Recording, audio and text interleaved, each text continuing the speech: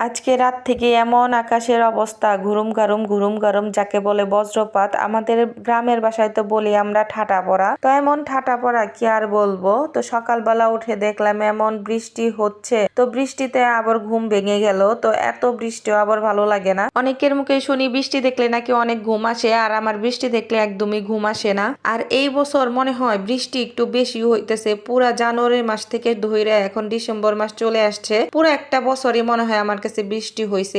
এইবারের মতো কোনো বছরে এইরকম বৃষ্টি হইতে দেখি নাই। প্রত্যেকটা জেলায় প্রত্যেকটা অঞ্চলে ফেসবুক, ইউটিউবে, এমনকি খবর নিউজ এগুলা দেখলেই শোনা যায় বৃষ্টি হচ্ছে বৃষ্টি হচ্ছে। এতটা বৃষ্টি আবার ভালো লাগে না। তো যেহেতু সকাল সকাল আজকে ঘুমের থেকে উঠছি, তো প্রতিদিন সকালবেলা ঘুম থেকে উঠলেই আমার জামাই এই কাজগুলা করে, মুরগিরে খাবার দেয়, এইটা করে ওইটা করে, এই মুরগি পালা বা অন্য কিছু করে, এগুলা সবই হচ্ছে আমার জামাইয়ের শখ। এগুলো আমি কিছুই করি না। যেহেতু আজকে সকালে উঠলাম, তো চিন্তা করলাম একটু ছাদে যাই, হেঁটে আসি, আর একটু বৃষ্টিও দেখে আসে, আর এই যে মুরগিদেরও খাবার দিব। তো আমি এই কারণে আজকে সকাল সকাল চলে আসছি ছাদের উপরে। আর এই যে আমাদের কিছু মুরগি আর কি, আমার জামাইয়ের শখের মুরগি এইগুলা। আমার জামাই অনেক শখ করে পালে, অনেক যত্ন করে।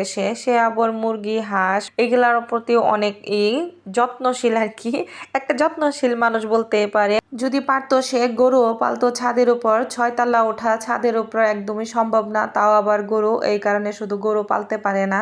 আর এই যে আমার আব্বাজানের কবুতর, তো তার কবুতর শখের কবুতর। আর এদিকে যে মুরগি কিছু বাচ্চা উঠাইছে, এগুলা আমার জামাই যা যা করার কি লাগবে না লাগবে আমি কিচ্ছুই করি না। আমি এগুলা সম্পর্কে কিছু জানিও না, বুঝিও না। আর আমি এইগুলা ডিম কোথা থেকে আনছে বা কি করছে না করছে আমি কিছুই জানি না। এখন আজকে কতদিন পরে ছাদে এসে দেখি বাচ্চা উঠাইছে। 2 দিন আগে আর কি শুনছিলাম আমার ছেলের মুখে যে আম্মু ছাদের উপরে যাইও দেখো মুরগি কি সুন্দর বাচ্চা উঠাইছে। তো আমি আর আসি নাই, আসা হয়ও নাই, কাজে ব্যস্ত ছিলাম এদিক ওদিক দৌড়াদৌড়ি। তো অনেকদিন পরে আজকে ছাদে উঠে দেখলাম সত্যি তো কি সুন্দর মুরগিতে বাচ্চা দিছে। কেউ আবার এইটা ভাবেন না আপনি এত কি কাজ করেন যে জামাই মুরগি পালে আপনি সেইটাও দেখবার টাইম পান না। আরে ভাই এগুলো আমার শখ লাগে না, এই কারণে আমি দেখি না ইচ্ছা কইরা। বিড়াল পালার অনেক শখ আসলে, আমি বিড়াল পালছি অনেক শখ করে, ওইগুলো আবার আমার জামাই দেখেন। আমার জামাইয়ের একদমই বিড়াল ভালো লাগে না, তারপরও আমার জন্য আর কি কিছুদিন এই যে পাললো, তা তো এখন বিক্রি করে দিলাম সবগুলা। আর কয়েকটা আছে সেগুলা হয়তো সব বিক্রি করে দিব।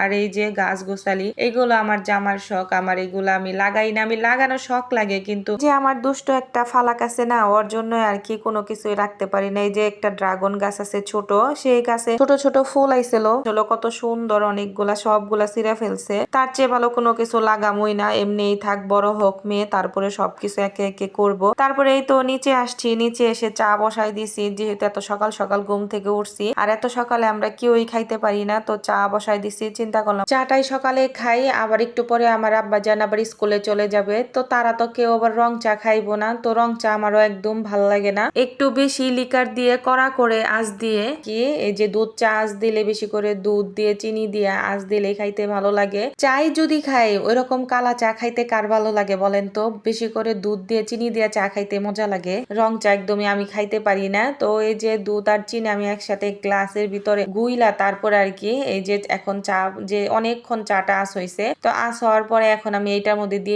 দিয়ে দিলাম আর কি। এইভাবে আর কি চা খাইতে আমার কাছে অনেক ভালো লাগে। আমি একটা আপুর ভিডিওতেই দেখছিলাম এইভাবে আপুটা রান্না করে আর কি, চাটা বানায়, তো সত্যি অনেক মজা হয়। আর এই তো চা হয়ে গেছে, এখন এই যে কাপে কাপে আর কি ওই তো গ্লাসে গ্লাসে ঢেলে নিব, তো আমরা খেয়ে নিব। আজকের সকালটা আপনাদের সাথে শেয়ার করলাম, তো কেমন লাগলো সবাই কমেন্ট করে জানিয়ে যাবেন। আর বৃষ্টির দিনে সকালবেলা আপনারা কে কি করেন সবাই এটাও কমেন্ট করে জানিয়ে যাবেন। আমার ভিডিওটা যদি ভালো লেগে থাকে অবশ্যই লাইক কমেন্ট শেয়ার করে দিবেন। সবাই পাশে থাকবেন, পাশে থাকলে তো অবশ্যই অবশ্যই পাশে পাবেন। সবাই ভালো থাকবেন, সুস্থ থাকবেন। আজকের মতো ভিডিওটা এখানেই শেষ করে দিচ্ছি। আসসালামু আলাইকুম, আল্লাহ হাফেজ।